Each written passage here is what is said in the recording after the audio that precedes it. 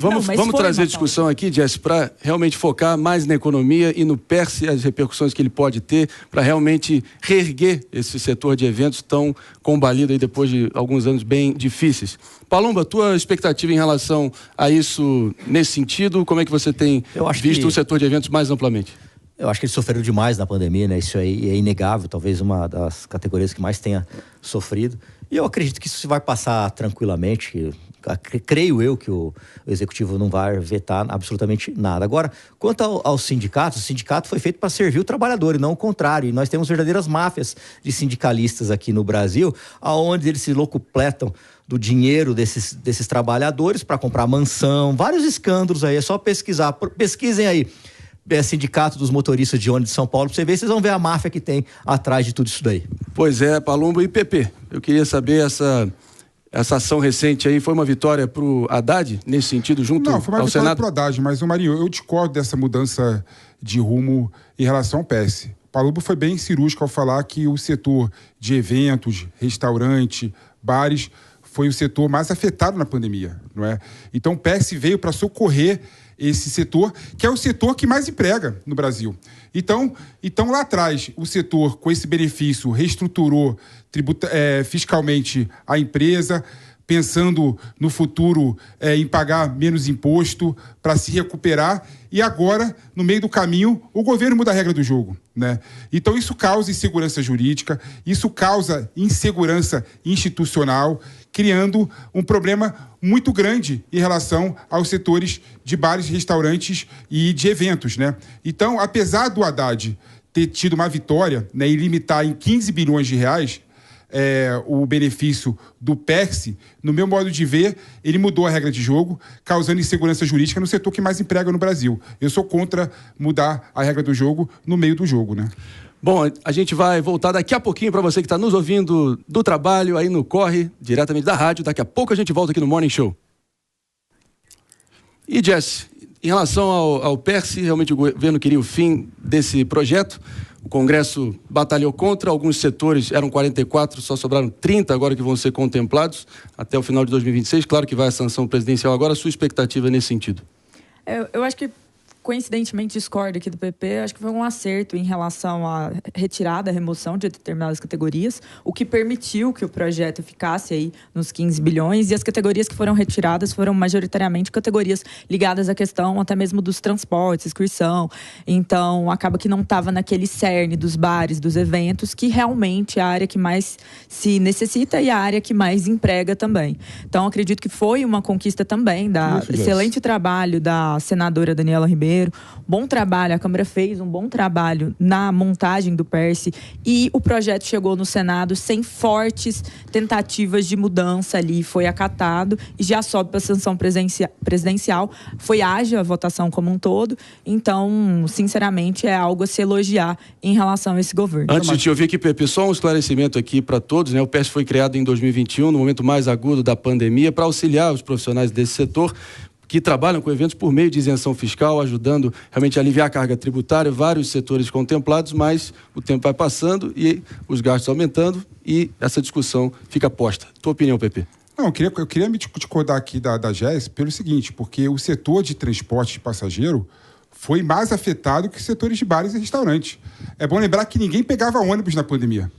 Não, só se ninguém for você. Pegava ônibus na pandemia. Você não devia estar no Brasil, então. Você não devia estar no Brasil. Estação da Luz, metrô, trem. Você tá de brincadeira comigo, né, meu? Você tem memória curta. Você tá de brincadeira. Ninguém pegava. Não, quem pegava ônibus era o pobre, o trabalhador. Esse pegava. Você realmente não pegava. Óbvio que pegava. Não, ninguém pegava ônibus. Você tá de brincadeira. Eu não posso utilizar um recurso retórico, né, da hipérbole, que o Palumbo pega Pego nada. Eu fui em todas as estações de ônibus pra mostrar a hipocrisia do governo. Palumbo, você tá errado mais uma vez. Não tô errado, não. É só você perguntar pra qualquer trabalhador do Brasil se eles andaram de ônibus ou não. Tanto é que o governo federal, por meio da Advocacia Geral da União, na época, 2021, né, no auge da pandemia, fez um parecer falando que todo mundo que tinha transporte de passageiro tinha direito ao reequilíbrio econômico e financeiro do contrato. Porque as empresas de ônibus estavam falindo, indo para bancarrota por conta que diminuiu a quantidade. Faz 20 anos, mas não largo o osso. Diminuiu consideravelmente. Atrás de subsídio. Diminuiu consideravelmente o PCC a no meio quantidade dela. de passageiros. diminuiu consideravelmente a quantidade de passageiros. Você não conhece a Estação da Luz. Você nunca foi. O que tem a ver? Tem uma coisa com a outra. Você falou que não anda de... Eu tô trazendo dados pra você. Que dados? E você se funda dos dados. Esses dados da onde? Dados. Da onde esses dados? Eu tenho a prática. Eu não saía das estações. Um dos setores... Eu fui até a cidade Tiradentes pra mostrar a hipocrisia do governo. Um ônibus lotado. Um dos setores mais violados e mais prejudicados com a pandemia foi de transporte de passageiro. Estourou a quantidade de subsídio porque as empresas estavam falindo. No Brasil todo. Osso, né? No Brasil todo. Subsídio e não larga o osso. Inclusive com o PCC no meio delas aqui em São Paulo. Você pega uma exceção, cara. Tem empresa de ônibus séria. Que exceção? Faz 20 anos que o PCC tá no meio. Faz 20 anos que o PCC tá no meio da massa do transporte. Existe empresários de ônibus de transporte. Existe, mas não pode ter dinheiro público dado pra criar organizado. E é a maioria, Paulo. Você está totalmente errado. E a maioria. Os empresários de ônibus sérios no Brasil são a maioria e faz um trabalho. Que ninguém andava de ônibus. Um trabalho técnico muito bom no momento em que o custo de transporte passageiro é muito mais alto do que quanto que eles recebem de subsídio. Estamos voltando aqui, então, para você que está nos ouvindo na rádio aqui. Opa, daqui a pouquinho, então, quero ouvir ainda você, Mano Ferreira, para tentar botar a bola no chão aqui depois dessa troca de flechadas aqui. O que mais me preocupa nessa história é uma frase que o economista Milton Friedman, prêmio Nobel de Economia, sempre dizia, que nada é mais permanente do que um programa provisório do governo. Então, o PES, que significa Programa Emergencial, foi criado para ser um socorro emergencial. Sim, interrompendo você, Mano, por um segundo, segura o raciocínio, porque estamos de volta para você que está nos ouvindo na rádio aqui no Morning Show, dando sequência aqui na nossa discussão sobre o Programa Emergencial de Recuperação do Setor de Eventos, as votações em Brasília em torno desse tema e a repercussão que a gente vai ver na vida real das pessoas, de você que está nos ouvindo. Então, obrigado pela audiência. Seguindo aqui, então, com Mano Ferreira. Eu vinha dizendo que o que mais me preocupa na discussão do PES é o fato de que um programa concebido para ser emergencial acaba conseguindo força no Congresso para ser expandido. Então, a minha preocupação é que no Brasil a gente já viu esse filme muitas vezes.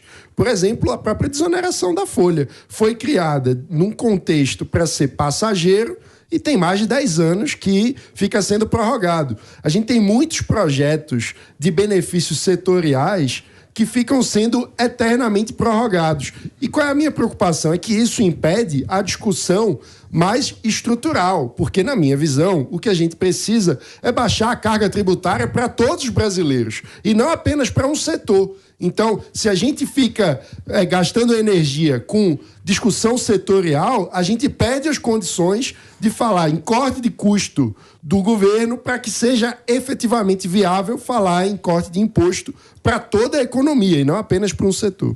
E é claro, né, Jess, diante dessa gastança sem fim aí do governo da dupla Lula-Haddad, para tentar realmente aliviar ainda todos os impactos do passado, claro que eles estão precisando ter a arrecadação desses setores esses que, com certeza absoluta, sem medo de errar, devem ter dado uma votação maciça para eles na eleição de 2022. É uma incoerência na sua visão? Acho que tem uma incoerência nas contas, né? Acho que essa é a primeira grande incoerência desse governo, é uma incoerência muito séria. E agora eles tentam recalibrar, tirando determinados setores que tem um lobby também, o PP falou sobre o setor de transportes, um dos lobbies mais fortes no Brasil, um dos setores mais fortes. Não costuma ter muito empresário pequeno nessa área, não, sabe? Que precisa de auxílio da forma como o PP está trabalhando aqui. E aí nós vemos uma incoerência muito grande nesse déficit, nós vemos uma incoerência muito grande em relação aos valores de um governo que só quer gastar sem pensar que a conta vem. E sem pensar que a conta vem, isso também aumenta a inflação, isso também aumenta desemprego, isso também prejudica a nossa economia, isso prejudica a nossa confiabilidade internacional, isso faz muitas vezes com que o dólar, que a gente está vendo cada vez mais subir. Então são várias incoerências que eu acho que o Haddad vive e que o Lula também está ali vendo que o Haddad está com esses problemas, até para galera da base, né? A própria Gleisi Hoffmann não é a fã número 1 aí do Haddad, e acaba que o Haddad não sabe dialogar com o Congresso. E aí quando ele tem essa pequena vitória, que para mim é muito mais do Congresso do que dele, quando ele tem essa pequena vitória, ele vai lá, dá aquele parabéns, mas no final das contas não tá sabendo dialogar. Esses dias o Lula mandou ele parar de ler livro, né? Ir pro Congresso conversar com os parlamentares. Fica a dica pra ele, ler também é bom. Não mandou parar. Não, literalmente mandou. Pera lá um pouquinho, vamos tirar limpo isso aqui. Falou ou não falou? Vamos lá, a gente ouviu, todo mundo ouviu. Ele disse: Ele disse... O Lula usou um recurso retórico para falar que o Haddad tem que deixar de ler livro e negociar com o parlamento. Qual que é o recurso retórico? Aí disso vocês passam que o Lula pediu para o Haddad não ler mais livro. O Lula está dando exemplo para a sociedade que não deve ler livro. Isso não teve nada disso.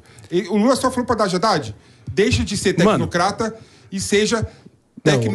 A gente poderia... Pera lá, a gente poderia até dar o benefício da dúvida, mas será que essa compaixão, esse benefício da dúvida era dado com todas as frases proferidas pelo ex-presidente Bolsonaro também? Ou era tudo levado literalmente? E a gente tem que lembrar que, numa democracia, o líder exerce um papel, inclusive cultural. Sem dúvida. Então, quando um presidente da República diz para aí de ler seus livros e vai trabalhar, primeiro, olha a oposição entre leitura e trabalho.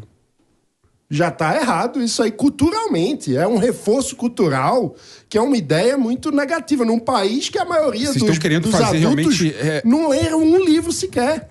Não, uma coisa que me incomoda, mano, é o seguinte, é usar um argumento do Lula meramente retórico, porque todo mundo sabe que o Haddad é um tecnocrata, o Haddad não tem aquela alta energia que demanda a política, né? Não é aquele cara com tesão na política, né? É um cara tecnocrata. Fala, Haddad, deixa você ler seu livrinho e vai negociar com o Congresso e querer falar que o Lula fez campanha contra livro, fez campanha contra a dicotomia trabalho e lazer, trabalho e cultura. Pelo amor de Deus, mano, não é por aí também, não. Um cara que foi candidato à presidência da República, você acha que não tem tesão em política. Um cara que é ministro da Fazenda, que foi prefeito de São Paulo. O Haddad não tem. Candidato a governador. Imagine o que é ter tesão em política, então. Não é ler livros, aparentemente. Desculpa, mano. O Haddad é considerado um cara tecnocrata, né? O Haddad é considerado um cara que fica muito mais preocupado em fazer reuniãozinha tecnocrata do que realmente ter aquela paixão pela política, ir no Congresso Nacional, negociar com os parlamentares, ir pra rua, falar com o povo. Você não vê o Haddad fazendo isso. Injusto, Pepe. Você não vê o Haddad fazendo isso. No contexto da tramitação da reforma tributária, ele teve perdas na família e durante velório estava falando com o deputado no telefone. Sim, claro. Então, você dizer que essa pessoa não faz política... eu não estou falando que ele nunca faz política. Eu não falei isso, mas uma vez você está pegando um argumento meu, igual a questão do Lula, e está querendo distorcer completamente. Eu não falei que o Haddad não faz política. Eu falei que o Haddad faz pouca política e o Haddad tem uma atuação muito mais tecnocrata do que de autenticidade política. Essa é a crítica que todo mundo faz a ele. Né? Já cumprimentou o Haddad? Talvez por isso que ele esteja... Ele cumprimenta com a mão mole. Talvez por isso que ele esteja aí se superando. Político cumprimentar com a mão mole não dá, né, Paulo? Isso aí não... Esse cara é duvidoso. Não dá. Não tem condição. Ele queria a pegada firme, né? Ele queria Sentiu falta da pegada do Haddad. Não, a alta intensidade. Tem que ter tesão pela política. Só. Pelo visto, o PP gosta de se apertar no poste aí, tá ok? Gosta de se apertar no poste aí. Haddad, se você encontrar o PP novamente, por favor, aperta ele de jeito. Mostre pra ele aí o que ele quer. Ele quer um apertão. Mas agora veio pro discurso homofóbico aqui. É isso, cara. Vamos ter leveza aqui no Morning Show. Leveza. Menos. Vamos rir de nós mesmos um pouco. Mas